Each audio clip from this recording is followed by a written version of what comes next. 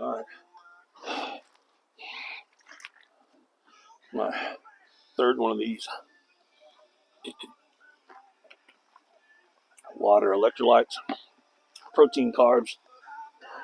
Cut this down a little bit. All right, guys, it's Friday night, midnight 05. I'm ready to rock and roll. I think it's cold out here. Let me see. It says it's 43. What's the feel? It feels like 39. It feels like 39 to me, which is probably not cold for you, wherever you are, but for me, it's cold. It would have been, in the 90s in the sun today. So, getting started. I'm in a pretty good deal of discomfort and pain. Squatted Wednesday. I wrote on the video. If you watch Wednesday's box squat video, I was having problems just with balance and overall pain. Actually, I got to the gym and I was like, holy cow, I don't have pain anywhere. I'm really flexible. And then as I began warming up and getting warm, because it was a pretty warm day, my balance just got really, really off trying to get under the bar. And it never recovered since then. My balance is still off, a little better today, but I'm hurting quite a bit everywhere. So I did take Voltaren, Voltaren, diclofenac, whatever you guys call it as well. I only know how they call it here, with the accent that apparently I can't do correctly after 20-something years. But they have a formulation here that's 50 milligram and dissolves in water. And I just swallow it and then drink. But I like it quite a bit because I think the standard dose is 75 up to 150, something like that. So it allows me to have just a little bit. And then if I need something 6 to 8 hours later, I can take ibuprofen or Tylenol or something like that. And I'm try to minimize anti-inflammatories. And then tramadol as well. So 37 milligrams of tramadol a couple of hours ago. Both of those helped me quite a bit. Just to be able to move. So getting that in once a day makes a huge difference for me. If I can take something that takes down the pain a little bit and allows me to move, I can use that to do therapy work. And I think you guys see me out here training. I'm not doing crazy dangerous stuff. Had a doctor's appointment yesterday, rheumatologist, and it was February 26th. I've been sitting on that date for a long time because I've been waiting to see them since September, maybe since August.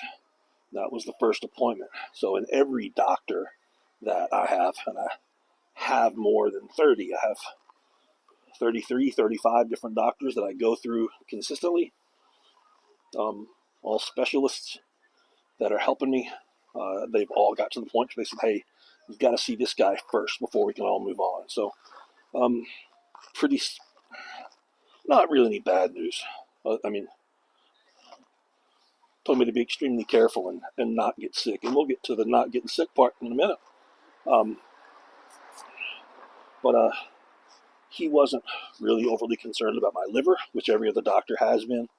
My liver has always been good. No matter what I've done or taken in life, my liver values have always been great. That's been amazing. And blood work done before the summer showed that my liver was in some serious trouble. So I take prescription UDCA. So if you've taken TUDCA before, I take UDCA, which is the pharmaceutical grade stuff. It's really the only thing that's really been effective with people who have liver failure. So you have your liver enzymes, then you have your GGT. So your liver enzymes are kind of like the RPM gauge. My fingers aren't working.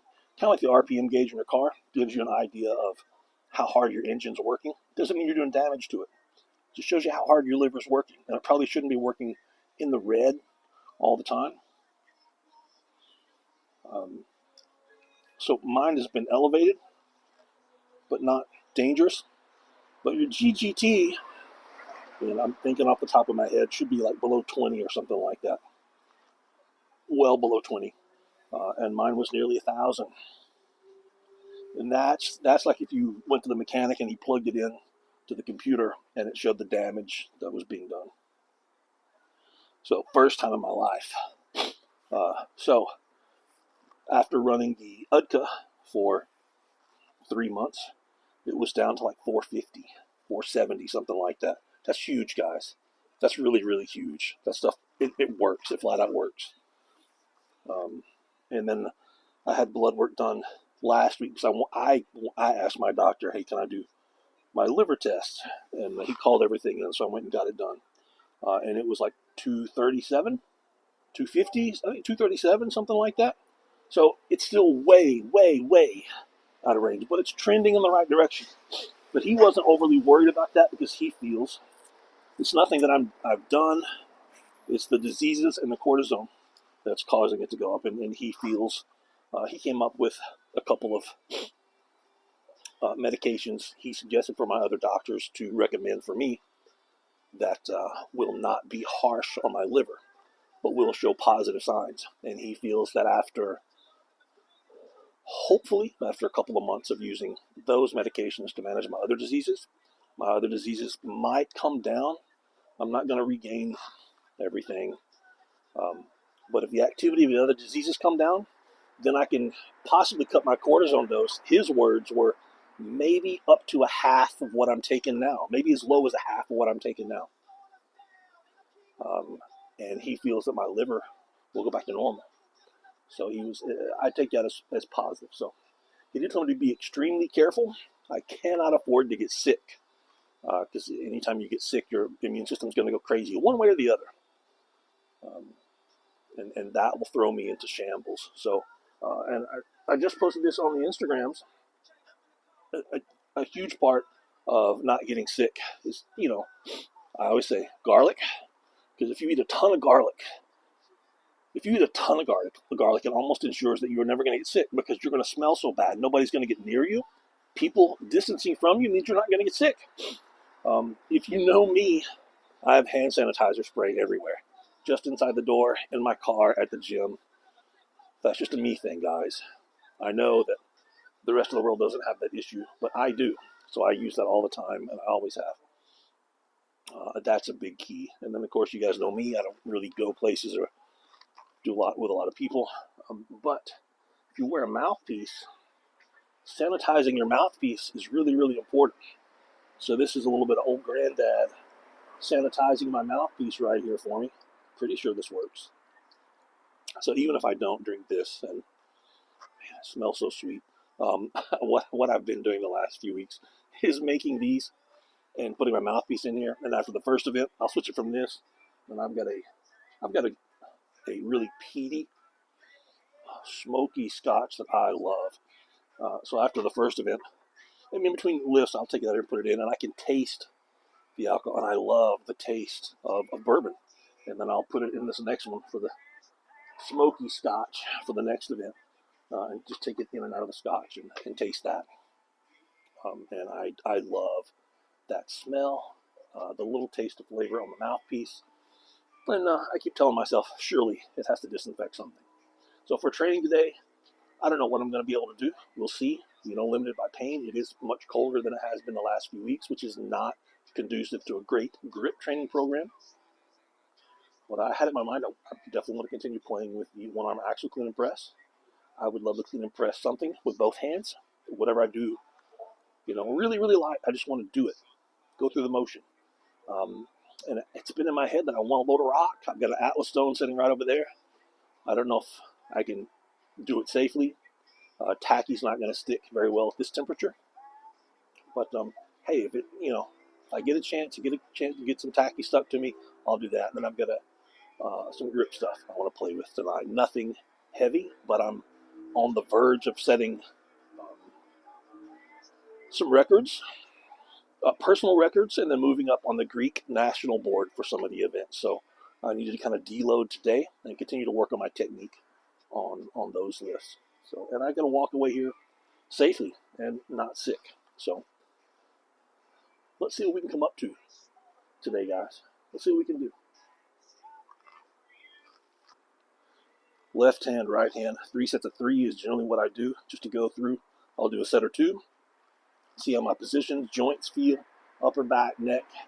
I know my hips are not working right. I know they hurt. My hand is kind of numb. Both hands are a little numb. So I'll play with my left hand a little bit. It normally feels fine. My right hand, I know that the rep number I need today with this is 12. Tuck that wrist in.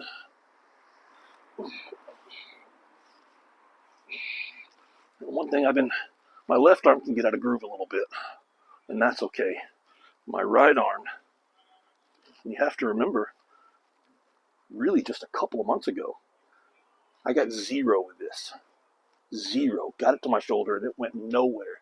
Even me getting pissed off. Wasn't strong enough to do it. So with this hand, I've got to get it, make sure it's close to me, and I press up and back, which is what an overhead press should be.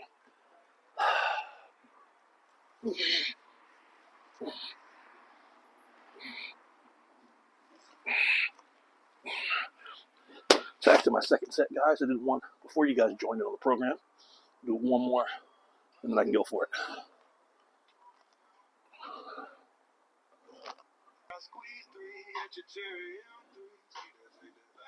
I wanted to ask, does it matter to you guys what kind of music I listen to when we train?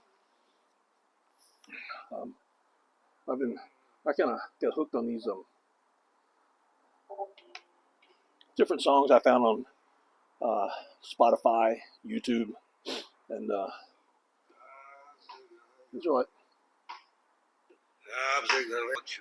Biggie, all these country rap blues AI remixes. I didn't realize they were AI for like a month, but I really love these. Really like them. But does that bother you guys, Matt?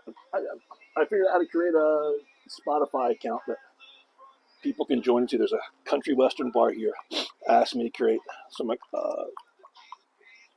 things for them to listen to, so I did that. So I don't know. I don't know how to make it public or how to share it with you guys or how to tell you guys what it is, but I will if you're interested. Let's go. Flash to warm up. Hands are cold. Let's hit those spots right off the bat. Focus now.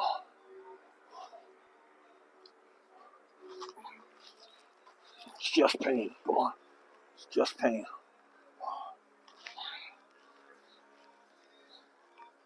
Let's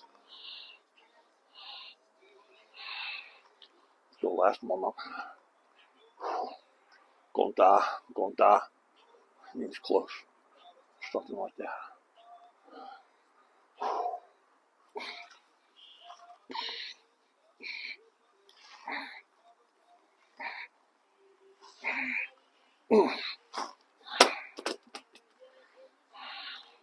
I got it on my neck.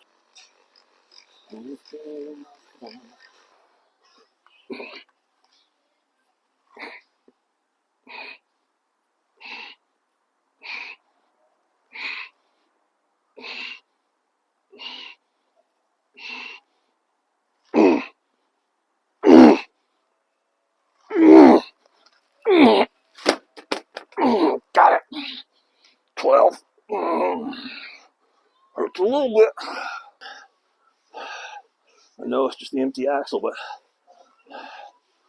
adding a rep a week roughly. Man, that hurts. Man, somebody asked the other day, what do I do? Do I use pre-workout if I'm training at midnight? I was. And then several months ago, I stopped using the pre-workout drinks. My pre-workout drink is normally Whey Isolate Clear, which is different than Whey Isolate. It mixes with water, and it's just as thin as juice. It is thinner than cranberry juice, guys. I'm not exaggerating. It's thinner than cranberry juice, and it's the only protein powder that has not bothered my stomach in 15 years. So I give my son some pre-workout, and he does this caffeine one week, no caffeine the next week. It's pretty big for an 18-year-old to do that. So I don't hesitate buying him. He's got 3 different pre-workouts in there that last him forever because he rotates and he doesn't use caffeine, but for 2 weeks out of the month. What I do use these nicotine pouches. I love anything habanero, jalapeno. This is jalapeno lime. I have one of these normally before training. This is, let me see, 15.6 milligrams per each. I think what I saw in the States, the summers, there's 3s and 6s. You guys may have 9s now. I don't know. We routinely have 18s. My wife's got some 30s. I've got a 50 in there. And they're the same price as the ones that are 3 and 6. But I usually have one of those. I've got one in now before training. And then I found these caffeine ones, 6 milligrams, 25, 50s, and 75s. And I've got one of these in here. This is a 50 milligrams of caffeine here. And I think it's a little faster and doesn't require the digestion that a pre-workout drink does, which anything that doesn't have to be digested, it's a good thing for me. And I think it's in and out faster, which allows me to get the caffeine for the training and still be able to be asleep in 4 hours from now. Let's add some weight, guys. All right, so I'm setting PRs every week. In my notebook, I know that I want 8. I want 10 and a half.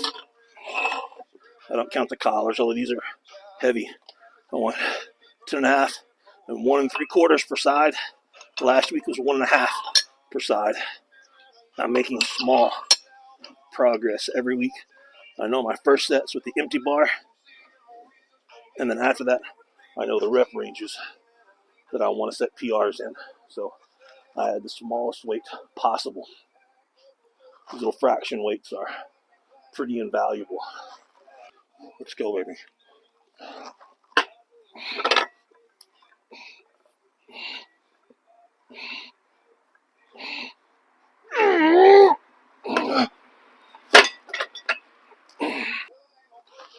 All right, small jump. Going from 10 and a half to 13. I don't know what that is in pounds. I don't want to think about it. I don't want to know. I still think in pounds. I just know this is the next step. And I need the volume, the reps, and the sets. It's just 3 rep set.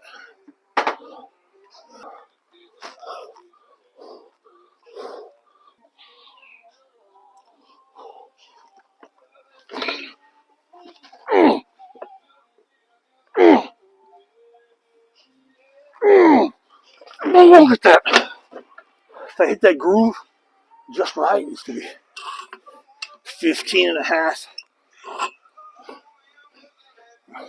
plus 1 3/4 pounds per side. Lord, thank you.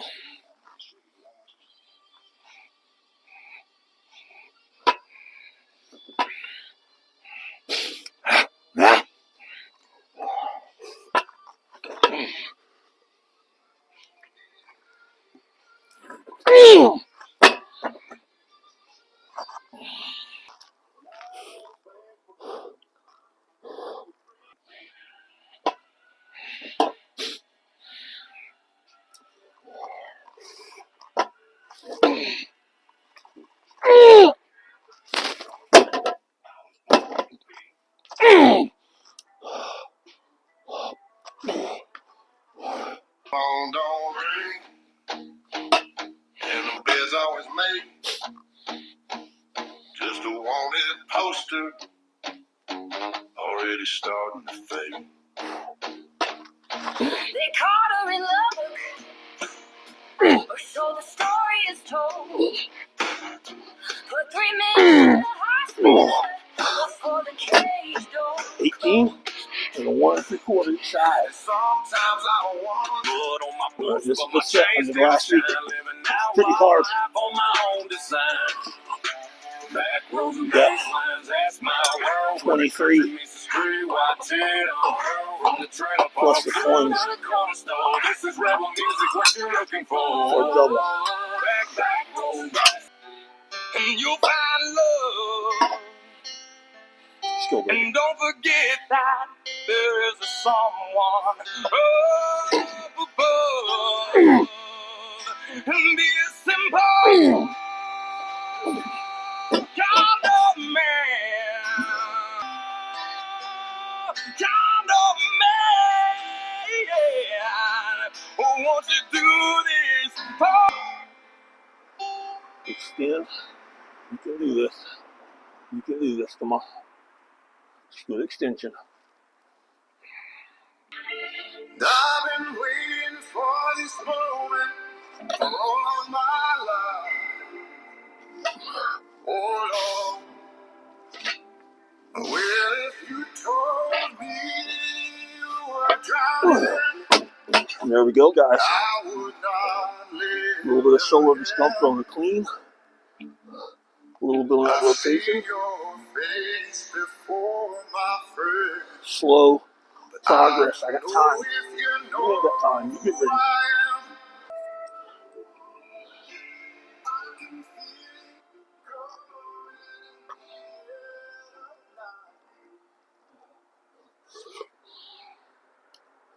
All right. I mentioned this before. It's been a pretty good while. If you are doing clean and press with an axle, maybe with a circus dumbbell, but with the axle especially, I like boxing wraps to use for that. That's what these are from Extreme Stores, local store here. All my buddies are there. I've had these for 10 years, and it's got a little good Velcro strap on it. I get it set how I want. I don't have to get it super tight. With the axle, I want some compression for safety on that wrist, but it's got to be able to move. Powerlifting wrist wrap, sometimes that's hard to do, and they're really, really thick. So I can wrap these high, I can wrap them low, I can spread out how I like to. And then, it's got a little bit of movement here, and it's got the movement here that I need. And if it has to smash down, I can do that. I highly suggest, as cheap as these are, and these aren't professional boxing wraps by any means. As cheap as these are, there's no reason not to have a pair of these at your disposal. And I really like them on the axle because I can bend to clean, I can go back to press. And I wore these when I trained in weightlifting and competed in weightlifting. Really like them quite a bit. Highly suggest. In the winter, obviously I'm not sweating like crazy anyway. I will take them and normally wrap my jacket on top of my jacket a little bit to keep some heat in. In the summertime, when I completely soak through them, take them out and I hang them up. They're really easy just to take them when you come home from a training session, and I can just soak them in some really simple water most of the week. If they're nasty, some hand washing detergent, soap and water, rinse them in water, and then hang them out to dry. Of course, nobody here in our country has a clothes dryer. And I literally mean nobody has a clothes dryer. It's like, what is a clothes dryer? I don't have a washing machine or a clothes dryer. So everyone hang dries everything. The sun is so strong. We have 325 to 345 sunshine days per year. So they're dry the next day. We'll put them in front of a fan or whatever you're doing at home. And they're ready to go again the next day. But highly suggested. To give me exactly what I need, because you cannot be fixed with a axle clean and press or a barbell. You got to have some support as well as movement. And I've got some great ones from Elite FTS that I wear as well. Some really light red ones. Might be in my gym bag in there, or my son may be using them because he likes those that have tons of flexibility. man, I tore something in my shoulder pretty much right at a year ago doing an axle clean and press with like 150, 175 pounds, something like that on the clean. So this is the best I've done in over a year, guys. And just the simple fact that I'm driving up a little bit and I'm rebending, that's huge, guys. I don't know if you guys see me walking very much, but I've struggled to walk all day, all week. That's huge. That's huge. Let's see if we can lift a rock.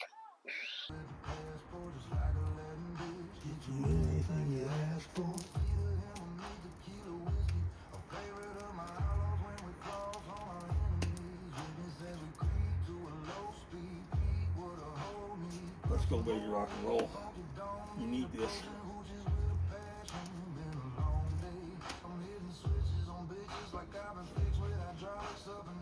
Come on.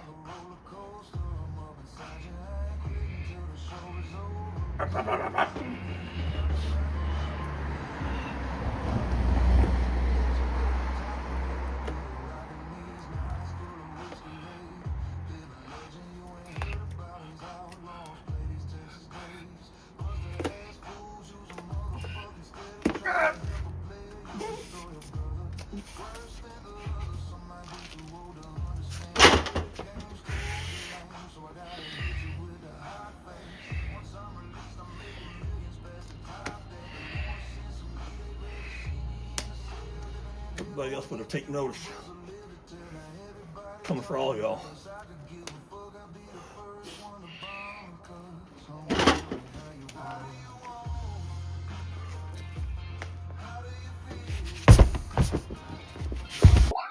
All right, so the second sanitizer I checked. It's a Laphroaig 4 Oak. I love Laphroaig. I'm sure I'm saying that wrong, but you can find it. My wife got me that a long time ago. The third one, Bulgarian, Romanian. I'll get a photo, but it's toasted. Really, really unique. My buddy gave me a small sample of that. Atlas stones. You see, I had to use my Cerberus Strength level 2 grade tacky. I don't have any level 1. Why would you, living in Cyprus? But that's because it is 1:43 a.m. and let me see. Still says it feels like 38. It feels pretty cold to me, so it's not sticking very well. I didn't want to take the time to put my sleeves on. I was hoping for some cool scars, but solid stone load for me. First time loading a stone in a while. Gives me a little bit of hope. A little more strength and health, and that the 230 is coming down, going up before it comes down. So take a few minutes here, get cleaned up, get all the tacky off of me. Tacky doesn't seem to help with Atlas stones, especially if you get a little bit extra stuck on you. I haven't found it doesn't seem to help with the grip events. I've heard people say that they snuck it in there and used it, and I've seen people at grip competitions walk over and get some tacky on their hands, and I tried that before, and it made things worse. Chalk right now for me is making things worse. So just getting my hands dry and a good humid day when it's cold seems to be my best grip days. Guys, I'm excited about that. Nothing greatly hurt, and got a solid stone load. So maybe next week we get a double with somebody, get 2 stones. Double with that, I don't know. We'll wait and see. I got to warm up a little bit. Getting the cold tacky on, obviously normally I could come out here with my little heater and get it warmer, but it takes a long time. But you get it on, you got to really grind it in. Once you grind it in quite a bit, it starts becoming more pliable, and more pliable becomes more sticky until it becomes like a gel. But it's hard because I can't use these fingers very much to pull it out of the jar and to get it to work it in very well. But we use what we got. Man, some good tunes, guys. Let's go.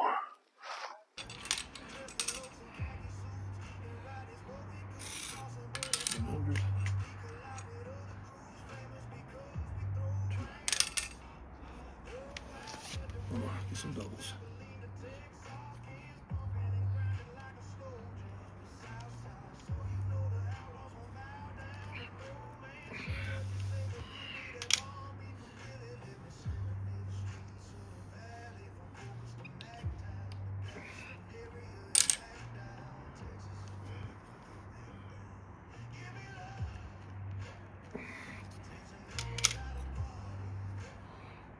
$150. Double. Okay. Sit.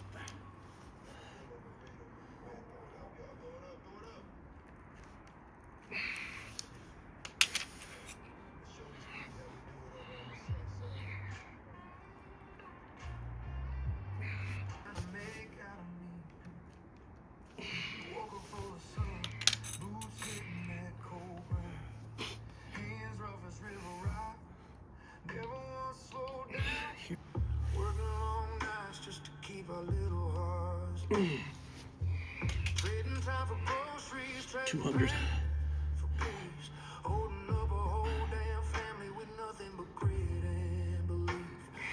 Come on. Thank you for raising me. There we go.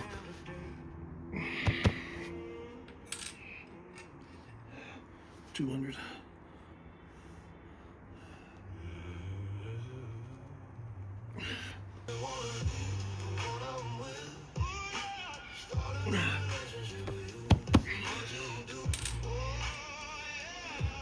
$200.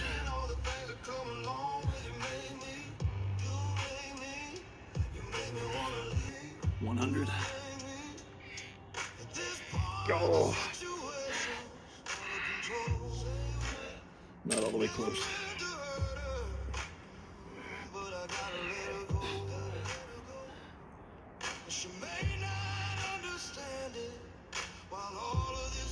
$200 close. 150.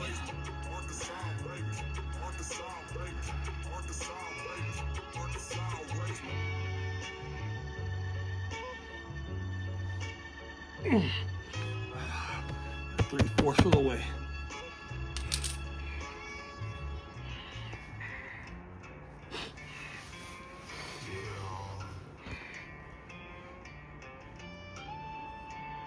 I rode back into town, dust on my boots. They all remember me. Can't shake the roots. 250 almost. 5. Fifth set of 5.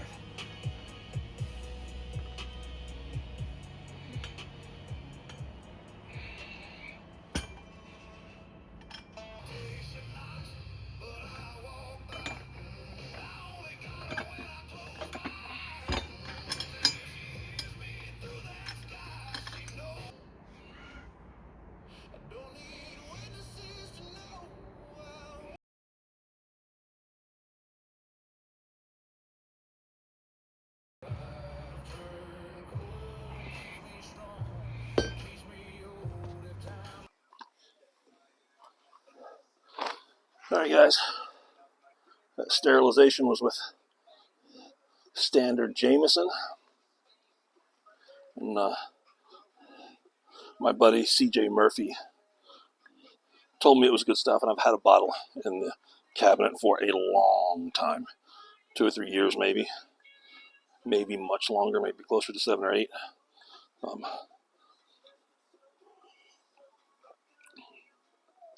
For a basic, inexpensive whiskey, it's good. You can be drunk. There's nothing like standoutish about it, which is not a bad thing, because a lot of cheap whiskeys or bourbons, if they have something that stands out about them, it's bad. That's actually really solid. Um, I like it much better than Johnny Walker Red, but I really don't like Johnny Walker Red or Black. The double black, it's not bad. At least it has something about it. I like whiskeys with there's something that I can taste it, and I like searching for flavors. That's what I do. This one here is Tom Novelin. Sure, I'm pronouncing it incorrectly. I believe maybe it's last rest, or it's rested in sherry oak, so some kind of red wine barrels. Didn't think I was ever going to like this, but I actually really do. I like things that are sherry cask rested. And if you're used to bourbon or Johnny Walker or just a standard whiskey, this is going to smell really, really weird to you. You're going to say, this is not whiskey, it's not scotch. Cat up there. It's fantastic. It's absolutely fantastic, especially if you're eating red meat. Man, if you're eating red meat, not over a fire, even if you're having to go to a fire, this is solid. If you're trying to get your wife or girlfriend or whatever to drink whiskey, and she doesn't like standard whiskey, this is a good option, guys. It's a good option, especially if she likes red wine. A solid training session all the way around. Grip is fairly deloading today, so I can go in the next week, I think, with the Neiman Fang, the blue thing that I was using. I did 5 sets of 5, only recorded the last ones. I'm going to try to go for a PR on that next week. And then I have the grip competition really, really soon, maybe the week after. So I want my hands to be a little bit fresh, and I'm pretty sore from, say, here down, both hands really bad. So it could use the rest. And if I want a PR next week, no squats with a standard bar. That's guaranteed for sure. So great training session, wrapping things up, finishing off with a really nice Reposado tequila. Extremely economically priced and extremely good.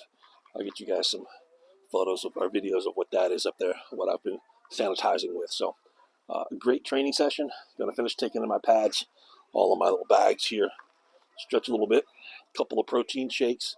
I've already got my food packed up and ready to go to bed. I probably need to boil some eggs before I go to bed. Me. I got 3 dozen quail eggs. So I'll boil a dozen quail eggs, take those to bed. I got some hamburger patties as well. So I'll take to bed with me. So, I hope you guys enjoyed it. Hope you learned something today. That's always the point of all of these. Hope you guys learned something and can apply it to your own training. So let me know. Is this something you're learning? I mean, you pick up little things here and there, things that I'm talking about, things that I'm not talking about. And if you have questions, let me know. I'll start asking them, answering them as best as I can. So hope you enjoyed it. I'll drink the tequila before I go to bed. All right, guys, you guys can see the sanitization process begin with old granddad. There's nothing wrong with it. If you like sweet corn-based whiskey, it's really, really solid. And I guess it's the cheapest one up here. Really, really is. Laphroaig, the 4 Oak, really, really smoky, peaty. It's really, really nice. My wife got it for me as a present, so I'm assuming it's expensive. My buddy, the professional whiskey referee, gave me this. And I think when he gave it to me, it was about right here, about 6 months ago, maybe longer, maybe a year ago. It's a toasted single malt, and it is just solid. If you've never tried anything toasted, it's the first thing I've ever had this toasted, and it tastes really good. The Jameson from C.J. Murphy, I got no complaints. I really don't. Cheap price, basic whiskey. If you just wanted whiskey, that's solid. It really is. The Tom Novelin Scotch, it's really, really good, guys. I encourage you to try at least something that is sherry cask rested. And this is a great, I have my glasses on. I can't really see this. Galindo, Galindo. It's a reposado. It's really, really good. 35%, which anything below 40% is usually a good indicator. It's a good tequila. Really, really is. If you're drinking like Patron, I think I may have some. I've got some Patron inside, and there's another one that's a really, really big brand that's not real tequila. This is real tequila, and you can taste it. It really, really is. So I normally finish off a night if I'm having anything to taste with a tequila. It's one of the best ways to ensure that you're not going to have a hangover. Finish with tequila. Never shoot. Always sip. Get real tequila. Don't forget, sanitize, guys. Sanitize.